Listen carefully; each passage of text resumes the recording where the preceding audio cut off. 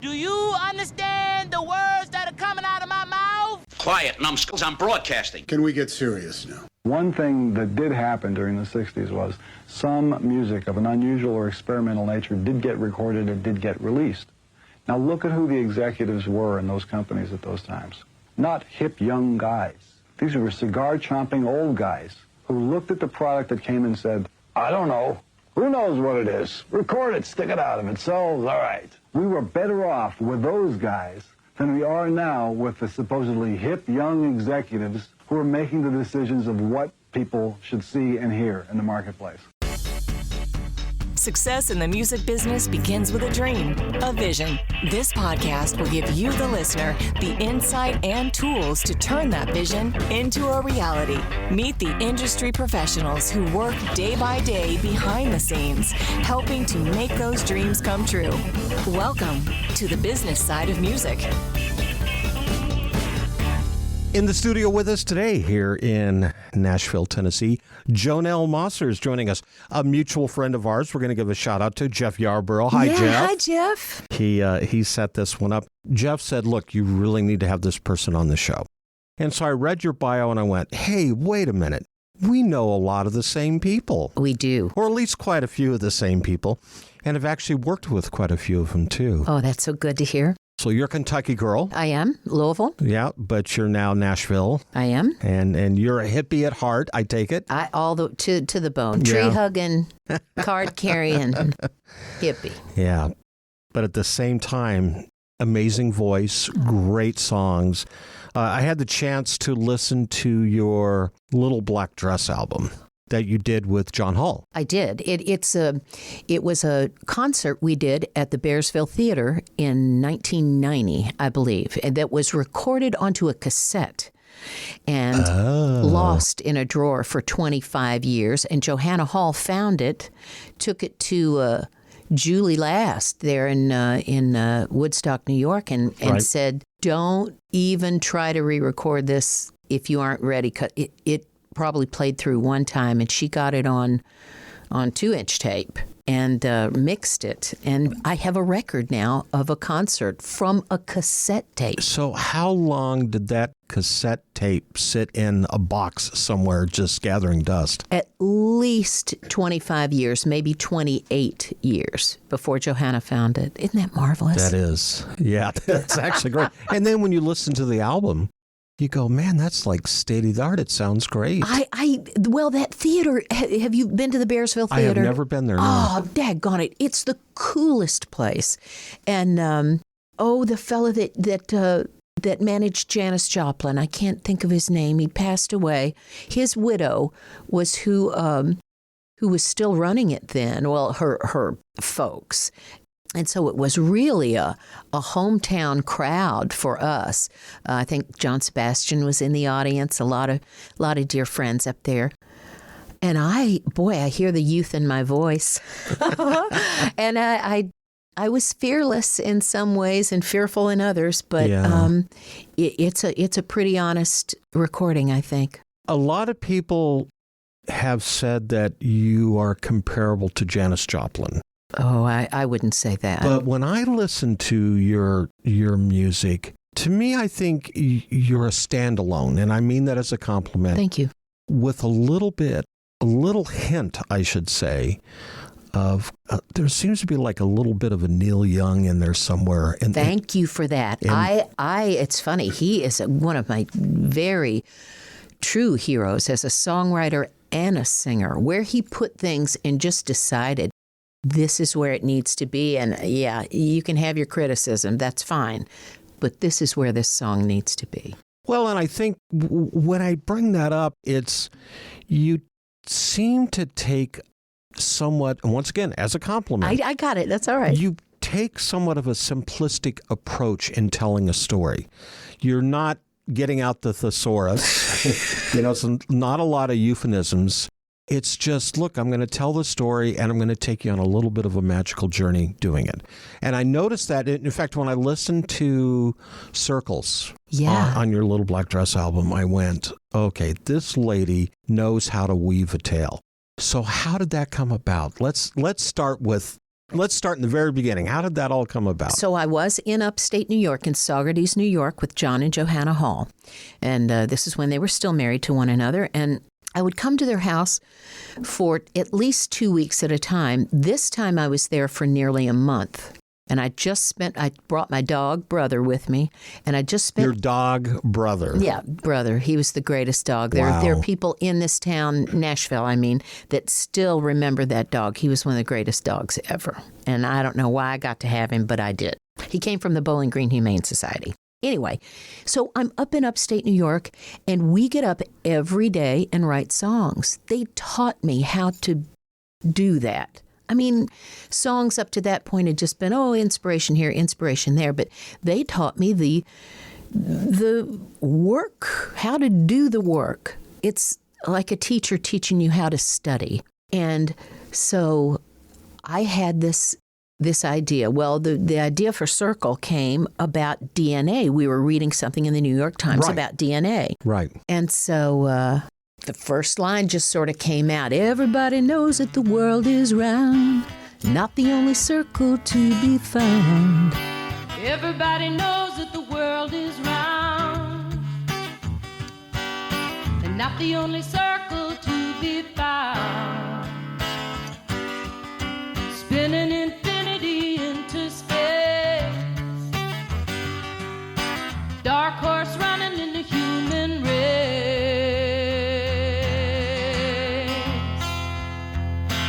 Golden sun and the rain that falls, turning around us all. All life springs from the smallest seed.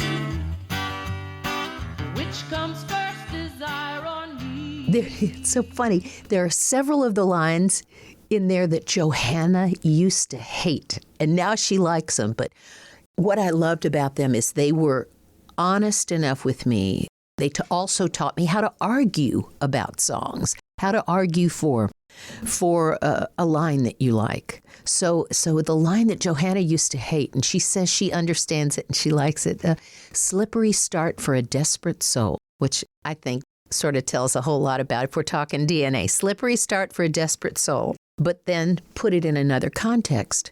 Darwin climbs up out of his hole, because I was also reading a little book on Charles Darwin, and he was climbing down into dirty, stinky places to find out the truth of our origin, right? Right. Origin of the species. And she hated that line. I hate Darwin in his old hole. I remember her saying that. Now she goes, yeah, that's what's supposed to be, but.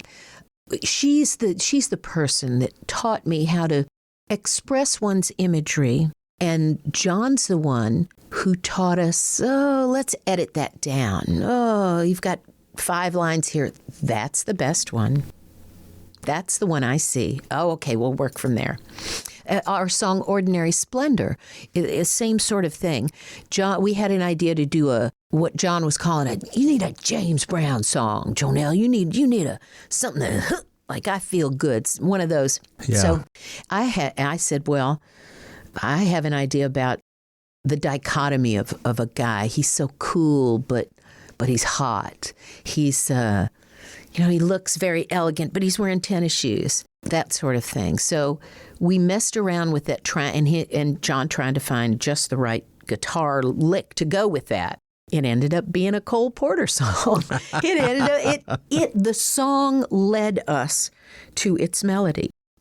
But here's where my part of the music came in.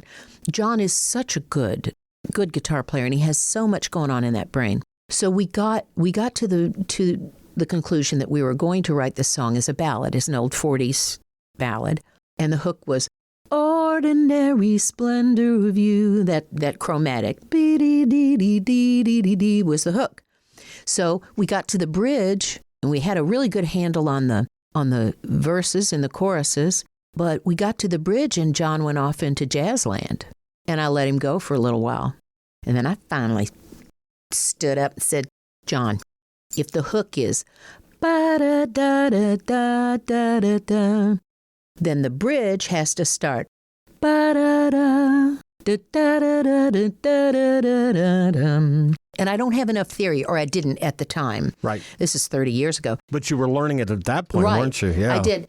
He said, I don't hear what you hear. And I went over to the piano and I said, it's got to be this. And I played the bass note I wanted in there. He went, oh, yeah. And I went, da, da, da, da. We've got to repeat that, but a different bass note. And he went, oh, yeah. Ba, ba, da, da, da, bum, ba, da, da, da, da, da, da, da, da. He went, okay, I hear you. I said, there are rules to this sort of thing. and he let me have that. And I think it made it a better song. We couldn't just, okay, now we're going to this other part. It had to be integral. Backing up, as a child, you lost your dad at an early age. 3. Your mother raised you on music, jazz. Yes, mostly jazz, but classical music. She played everything, and show tunes. I loved Debbie Reynolds, The Unsinkable Molly Brown. Right. I just thought was the greatest movie in the world. Good times. Yes. It really was. Was there any particular artist that influenced you, or songwriter, or both, that influenced you more than anybody else? I can't say just one. I'll say that Otis Redding and Lowell George, both. From Little Feat? Yes. Oh, yeah. Both inform how I sing. It's funny, a man does more than a woman. I loved Gladys Knight. I worshipped her. And I still think she's one of the greatest vocalists ever. I also think Billie Holiday, whom I did not really understand as a kid. Once I got to be 14 or 15, I went, oh, now I understand. I love Aretha Franklin, but Tina Turner sort of showed me how I could emulate without imitating and not sound like a white girl trying to sound like a black girl, but be where I was and who I was within the moment. But of course, Aretha, she's the queen. Good Lord Almighty. And listening later on to gospel singers, Mahalia Jackson, Dorothy Love Coates, I think Randy Newman and his take on things, early 70s, Louisiana, all that stuff, and a little bit of Mavis Staples in there too. Oh, Mavis! Oh, I got to hang with Mavis a little bit because of Don Was, when the Elvis tribute came in Memphis. Do you remember? It was long ago. It might have been 91. They did a tribute to Elvis at the Pyramid in Memphis, and I was the rehearsal singer. So I got to teach Mavis Staples "Suspicious Minds." Joe Mascao, I think, was at that event. And Tony Bennett was there. Yeah. I got to meet him then. I got to meet that young fella from INXS, Hutchins. Michael Hutchins. Yeah. He was darling. I got to teach him a song too. I think it was Let's Play House. Who else? Oh, God. That was really, really fun. In the studio with us here in Nashville, Tennessee, sitting across the podcast table, Jonelle Mosser. Hi, everyone. This is Carl Conkham, Managing Director of Warner Music Thailand, and you're listening to The Business Side of Music. You're listening to The Business Side of Music. Hey, friends. This is Dr. Garrett Hope. I am a speaker, coach, and composer. I am also host of the Portfolio Composer podcast and founder and executive director of the Ultimate Music Business Summit. The third annual Ultimate Music Business Summit is a 3-day virtual conference that'll be held on January 5th, 6th, and 7th, 2023. This 3-day virtual event features over 24 speakers to help you build your music business. As a musician, you care about your art. You want to make a difference in your community and in the world. You want to pass your knowledge on to your students. And you want to do more than trade your time for money and just get by every month. UMBS is all about the one thing you didn't learn in music school: realizing that you are a business. It offers dozens of ways to build a career as an independent musician, including marketing, copywriting, studio development, mindset, money, and networking opportunities. Whether you're a composer, touring musician, studio teacher, recording artist, or professor, UMBS is for you. Get your ticket now at musicsummit.biz. As a musician, you have a dream, that vision of what success looks like for you. Though it's not only about the money, money is part of it. Whether you've been extremely successful or you're just striving to maintain a regular cash flow, you need a plan. Money Concepts can help you develop a customized plan to achieve the financial stability and success you want. For over 40 years, Money Concepts has been providing holistic financial planning services to individuals, families, and business owners. As an independent firm, Money Concepts and their associates are committed to always represent the best interest of the client. It's really about a committed, benevolent interest in them personally. This independence, coupled with that committed, benevolent interest, means they represent you, the client, not a product supplier. It's not about selling products, it's about helping you achieve success. To learn how this can benefit you, contact my buddy, John Adams, with Money Concepts at 737-867-9309. That's 737-867-9309. You can also email John at jadams@moneyconcepts.com. You're listening to the business side of music.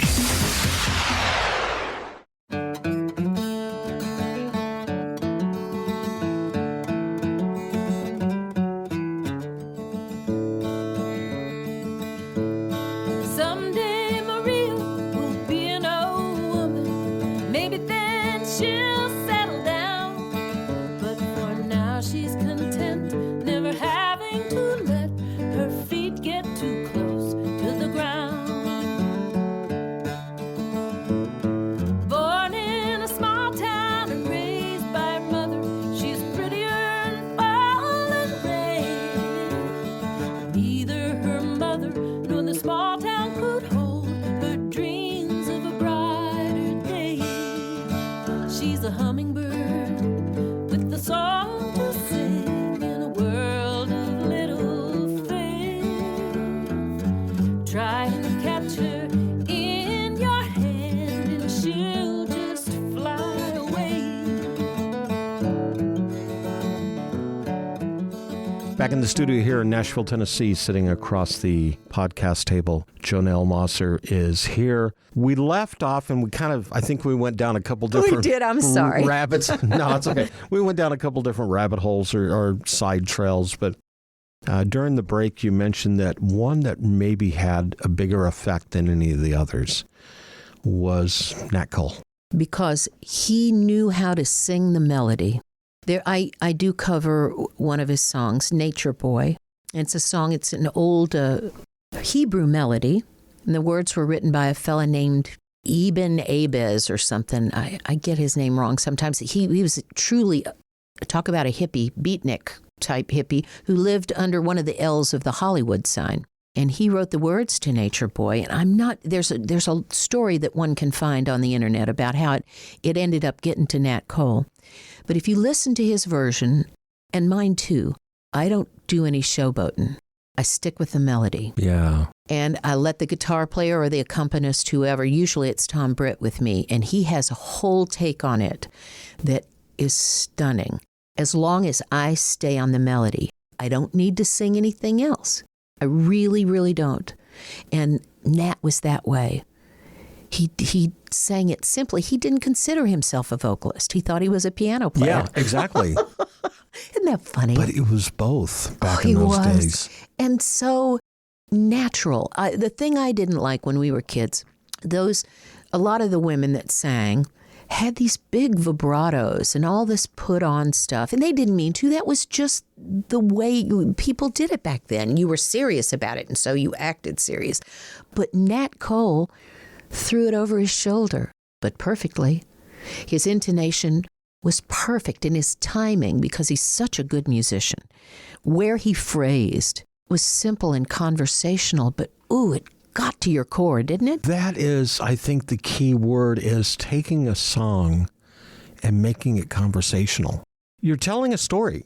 Amen. You're taking people on a journey.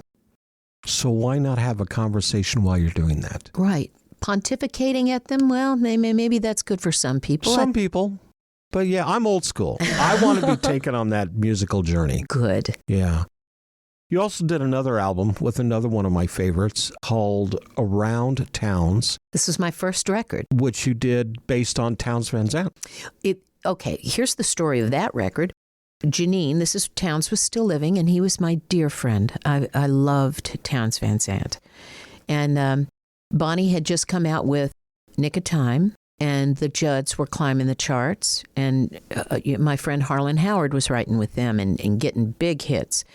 So Townes' wife, Janine, went, I want Jonelle Mosser to come and demo a bunch of your songs. We're going to pitch them to Bonnie Raitt. We're going to pitch them to Joan Baez. We're going to pitch them to the Judds, Reba McEntire.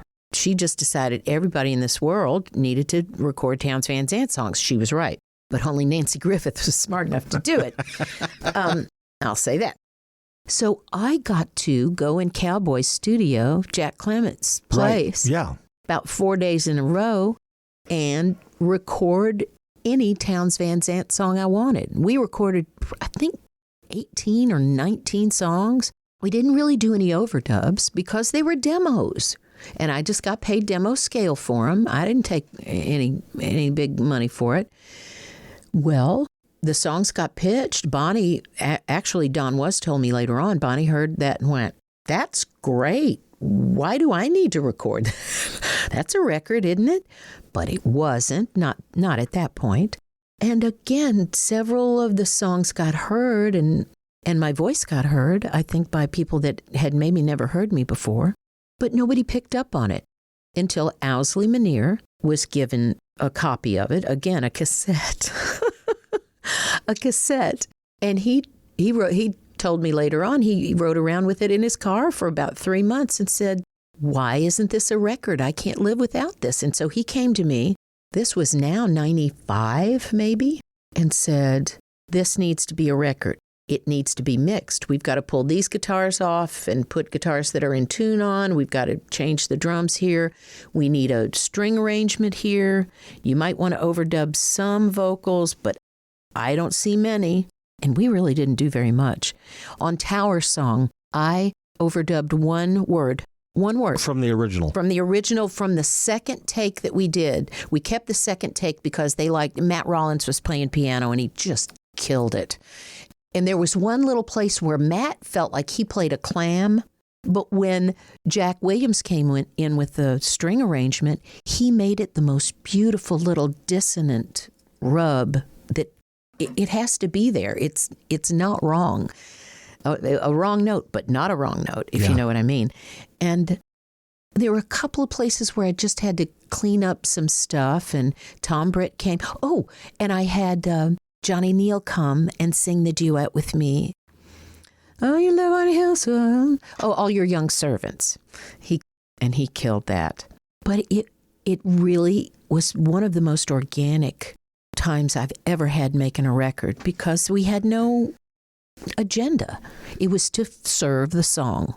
Was that the first time you got to work with Don Was? No, Don wasn't part of that. Oh, he was not part of that? No, but he heard that. He heard my voice because those songs were pitched to Bonnie. So I think it's all tied in. Yeah. He was in Nashville. I didn't know it. He was in Nashville at the Bluebird Cafe. Mike Henderson's band was playing. They were called the Blue Bloods at that point at the Bluebird. And he had me get up and he said, well, you want to sing, Jonelle? And I said, Dark Into the Street. He goes, what key? And I told him the key, which was F. I wanted to sing it in F. And he kicked it off in C. And I sang it anyway. Don tells that story. I don't remember that, but I did meet him that night. And later on, he had me come sing backgrounds on a record with, I think, was the Kendalls. Remember the Kendalls? I do remember the Kendalls. And that was the first time I got to work at a master session at Woodland Sound Studios there in East Nashville. Down the street from me. And that was cool.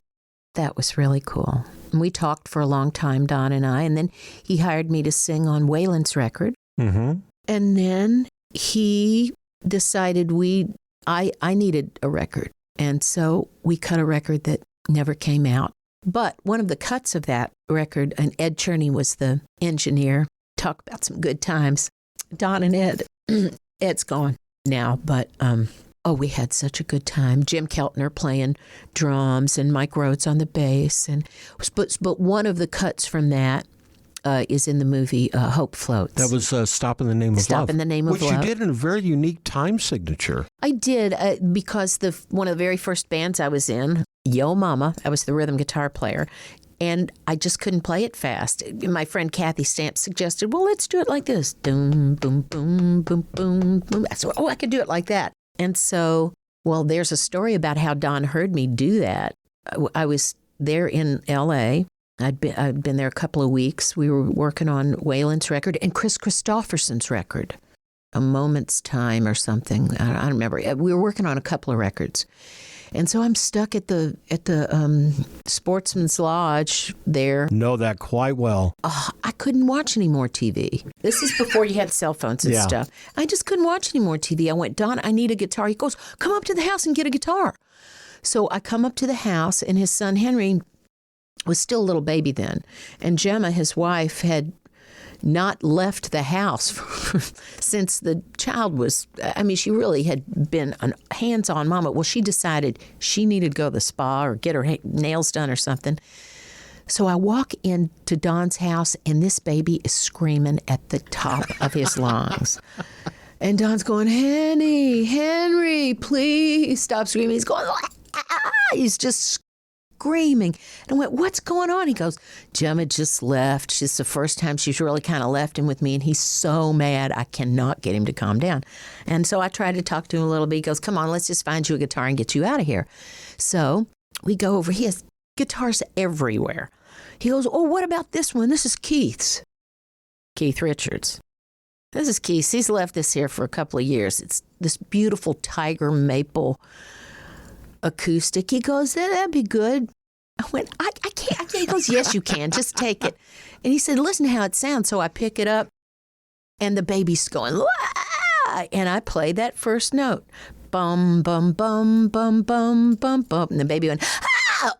And he quit crying for once. And I went, baby, baby, I'm aware of where you go. And Henry's looking at me like, oh, thank God that noise stopped. When you're a baby, you don't realize it's you. I went, each time you leave my door. And he looks at me, and I go, watch you walk down the street. And he took a big sigh of relief. And Don's looking at me. Oh, thank Jesus. The child's quit screaming. And I sang the whole song to him. And by that time, he was a little distracted, and he kind of crawled off. And Don said, we're recording that song. I said, yay. Wow. So that's how that came about. And out of that came the new Maroons? It did. Ringo was, he had done the All-Star thing once, but Right. he was wanting to do something else. And Don said, I'd like to do this. So we recorded several John Hyatt tunes. Oh, one's called Something Wild, and one was, oh gosh, I almost have to go through the lyrics to remember. Take a little when you need a lot, when you're gonna, With This Love. Oh, it's the coolest song. And a Tom Petty song, and we did Dark End of the Street, and something else. Oh, and a little bit later, I didn't get to be with him when he did it, but Merle Haggard recorded on Dark End of the Street with me. And the guys in the New Maroons, I didn't get to be part of it, but the guys in the New Maroons recorded with him Born to Lose, and I was supposed to come sing backgrounds on that. So there are 7 tracks. I think seven, still waiting out there that Don keeps saying, sooner or later, we're going to get them released. If Don's listening, that needs to happen. Oh, I hope so. That it would help me a definitely needs to lot happen. right now. Well, I mean, what a great collection of artists. What sounds like a great body of work that just needs to breathe. Oh, I hope so. They need to uncork that bottle, Don. Your mouth to Don's ear. Yeah, let's hope. And you went on and performed at Farm Aid. I did, and we did, at that year, we also did a thing called, the acronym was MUSIC, Musicians Unite with Stars to Immunize Children. It was at, it was on the UCLA campus. Gorbachev was there. I got to meet Jan and David Crosby. Oh. They were so lovely to me. Oh, and I met a young girl that was in a band called, what were they called? Her name was Beyonce Knowles, but they were in, what was the name of the band they were in? Destiny's Child. Destiny's Child, right. I thought she was maybe the most beautiful girl I had ever seen in my life, and said so. And this would have been what year? 91. Wow. She was a kid. She was a baby, but the most beautiful girl. All three of those girls were pretty, but she was breathtaking. And I think I said so. We were all in the dressing room and went, oh, you're just beautiful. Couldn't help myself. Right. From there, I mean, let me back up for a minute. I mean, because you got to work with some amazing artists when I read the list. I mean, and artists that I've had an opportunity to work with. Tell me. Sam Moore. I love Sam Moore. I actually spent some time with Sam and Joyce about 6 months ago down in Miami. Oh, are they well? They're both doing well. I adore them. He was so kind to me. That Elvis show was the first time I got to work with Sam. And so it was Don Was that introduced us, but he was so lovely to me and he leaned down, recognizing my voice, saying, yeah, girl, you can sing. Sam Moore is such a living legend. He's out royalty, there. honey. He really is. And his wife, Joyce, I absolutely love.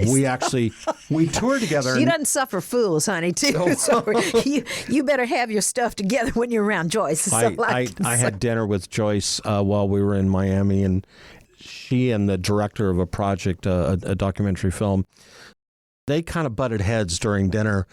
And I finally went, I'm going to my room. I'll see you guys later.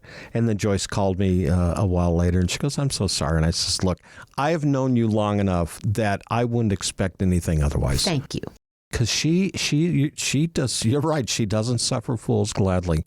And I love that about her. I do too. She's great. You worked with some artists, like I said, that I've worked with. Jim Keltner is another one that I've worked with. Levon Helm. Oh, lovely. Absolutely loved Levon. And I've got so many Levon Helm stories that are going to go in my book that I'm writing. Good. I was going to say, I can't tell some of mine, okay?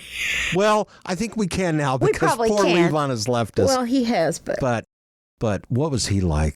Oh, he was delightful. Yeah. He came to a show. Good old boy from Arkansas. Absolutely right. Okay, so here's how we met. I was playing at the Bluebird. Levon came in the back door, he and his wife, and they were going to stay for one song. At 1 o'clock, after we'd finished the third set, he was still sitting there, and he was my friend for the rest of my life. Yeah. He really, really was. The one time I was up in New York, I don't remember what the actual show was. It was it's been so long now. It was a big, important New York nightclub, and Levon was there. I guess he was on Willie's bus. I guess Willie was supposed to be playing. It was a troubadour.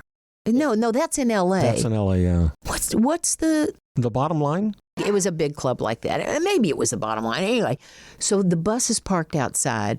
John and Johanna and I are there in the club at Levon's invitation.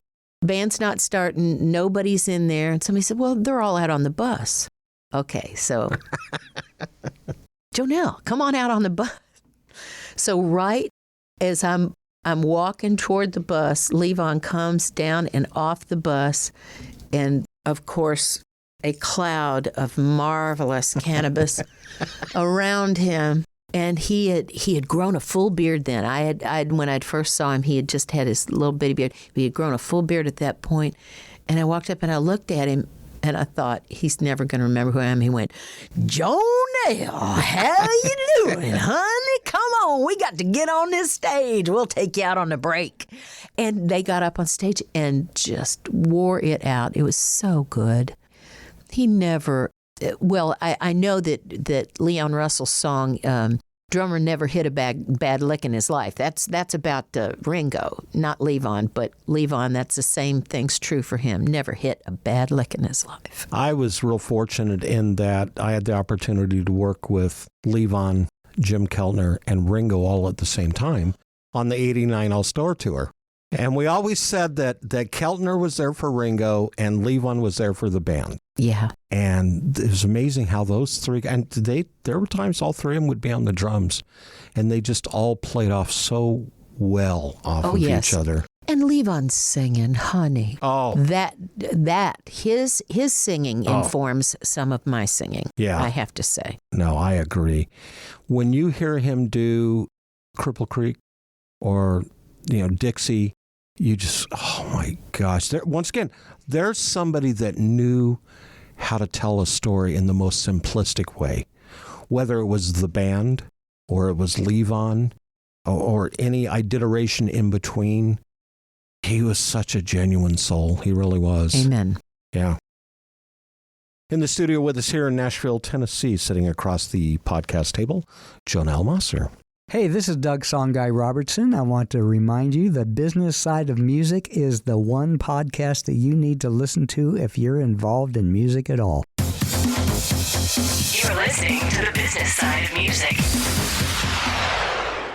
When you have a Korg synth at your fingertips, the possibilities are endless. Be it digital, analog modeling, altered FM, wave sequencing, or the multi-engine synth, Korg gives you easy access to a variety of features to help you get the perfect sounds quickly. Whether you're a professional musician or just starting out, Korg truly has a synthesizer to help you express yourself.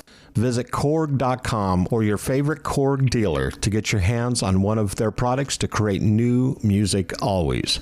Korg, the official sponsor of the business side of music. Whether you consider yourself a musician or not, music is all around us, and it affects our everyday lives. Whether it's background music influencing our shopping habits in a store, organ music adding the vibe to a baseball game, or a playlist convincing us to keep going on that last mile of a run. I'm Mindy Peterson, host of the podcast Enhanced Life with Music, where we take a holistic look at music's benefits through the lens of science and medicine, entertainment, and business. You can find me and Enhance Life with Music at mpetersonmusic.com/podcast or wherever you get your audio. You're listening to the business side of music.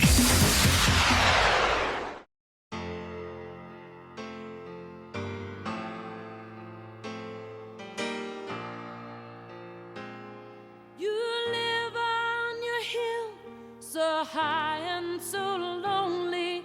You toss out your breadcrumbs to those down below. They think you're a king, but believe me, it's only because they're too blinded to know. There once was a time when your money had meaning, your diamonds had glitter. Now it's all gone. It poisoned your laughter and muffled your singing. You can't even see that it's wrong. The castle is dingy and dirty and dismal. Your carpets are faded. Back in the studio here, sitting across the podcast table, Jonelle Mosser. You have some amazing stories. You also have some amazing projects out there. We talked about Little Black Dress, which I had an opportunity to listen to. And we're going to play some of the cuts during the breaks and such on the show. But you have a gospel project that's in the can. I do. Let's talk about that one just a little bit, if you don't mind. It was something that I really have had on my heart for more than 10 years. And I finally had some friends asking me, saying, we'll put a little money into this if you're going to do it, Jonelle. And I said, if I can have these things, if I can have Kevin McKendry, and I wanted to cut the tracks at his place, the Rock House. But I didn't want to do my vocal overdubs there. I wanted to do them with my friend Doug Lancio at his place. And I got to. Kevin, being my darling friend, did play on it. My godson, his son, Yates McKendry's on it. I've got Tom Britt. I wasn't able to have Paula Sola on this, but I do have Steve Mackey on the bass. He's just marvelous. And Joshua Hunt on drums. And and I'm calling it Immaculate Contraption. And I did there are several original songs on it. I did a Dorothy Love Coates song called Strange Man. I did an old Sam Cooke song called Hem of His Garment. I've got an Ashley Cleveland, John Jarvis song called I Can't Hear the Whisper. And it is on this cut that Yates McKendry did maybe the coolest guitar solo I've ever heard. He's just, his guitar is all over it. And it's so good. He sounds for all the world like Freddie King. I mean, usually a guy that young, he's playing every note. No, not Yates. Yates he understands that conversation you were talking about. Yeah. He understands it with a guitar. He understands it with a piano too. This child's a genius as far as I'm concerned. But so we've got 13 songs on this record, too many. I got the guys. Is there ever too many though? Well, some people would say yes these days because, as a general rule, the public's interest, their attention span. Yeah. That's what I'm looking for. Can only be held so long. I've got on this record an Al Jarreau song called "Could You Believe," and it's just Kevin and me. Could you believe in a dream if I tell you that it's true? Could you believe, precious friend of mine? And would you believe when it seems you are glad with what you do? Give you courage to carry your spirit on high. Oh, just to carry your spirit up on high. It's the coolest song. So beautiful. And nobody's ever heard it. He did it live. I mean, not nobody, but not enough people have heard it. Right. And so I got the record paid for. I got the guys paid. I got, God bless Jim DeMaine, cut me a deal for mastering it. I got him paid. Now I need artwork and somebody to help me get it to somebody because that's what I'm working on. I'm hoping before the year is out, I'll have a place for this, or I'll have enough capital to put it out myself. Well, maybe we have somebody listening to the show that may say, all right, Jonelle, here you go. Here you go. Wouldn't that be nice? Oh, well, your mouth. Again, your mouth to God's ear. Yeah. Or Don Watt's ear. I'm done with it. Yeah. So what's next for you? You've got the gospel album in the can. Are you working on anything else at this point? I am. Because I got a stack of CDs You of yours do. here. And there's a little Christmas CD in there too. That was my first effort put out by myself. It's just 4 songs. Which is good because we have a Christmas episode coming out in about a month. Very cool. There might be a Jonelle Mosser spot on that episode. Yay. So, yes, I'm working on several things. I've gotten to do a tribute to Mac Gaden not long ago, and he and his beautiful wife Diane have asked me to do they're doing a second iteration of that because not enough people got to come to the first one, and so I'm going to get to sing with Bonnie Bramlett, one of my heroes. You talk about somebody who loved Levon. They were very close friends. And so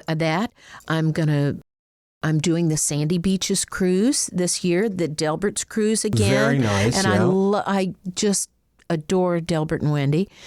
And I'm looks like, and now I don't want to jinx it or anything, but Mac and Diane have talked to me about a record of his songs. You got a lot on your plate, young lady. I do. I'm trying to work. Lord, I've got to. Yeah. And I've been doing some other things. I'm caregiving.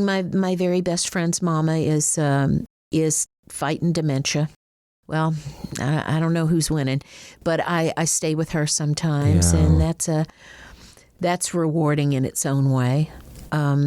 As you said at the beginning of this, my father died when I was 3, and my mother passed away more than 30 years ago. So I love being able to help in this regard. That's so wonderful. I will.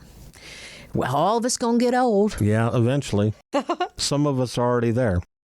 How can people find you? Oh, well, there's, of course, JonelleMosser.com. I play about every other Sunday that I can at a little place in Madison called Dee's Country Cocktail Lounge. With the Taj Mahalics. We started doing this, an afternoon show. We tried to do it twice a month for all my friends that don't drive after dark. Right. Of course, now with daylight savings, it gets dark before we're done. Yeah. So a lot of times I only have people there for the first set. But it goes out over the interwebs. the contraband, whatever. It goes out over at the D's Facebook page. I'm playing, the next Third and Lindsley gig, I think, is going to be the Matt Gaden tribute, which is, I believe, January the 4th.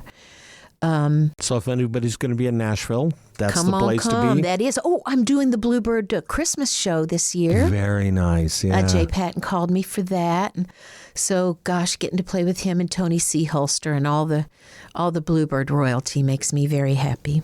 And you can be found on social media, too? Oh, yes. Sorry. I think I'm on Instagram. My son got me on that. I think I'm on it, too. I'm not sure. And, yes, Facebook. And I don't really have a manager. My manager, Mark Edwards, died in 2009, and I just really haven't found anybody else who can manage the unmanageable. But Kathy Mack is valiantly trying. Yeah. So you can there's on the website there's a contact me in there, and I'm here, Lord. You can find me just about any place. My favorite coffee shop, Sip Cafe.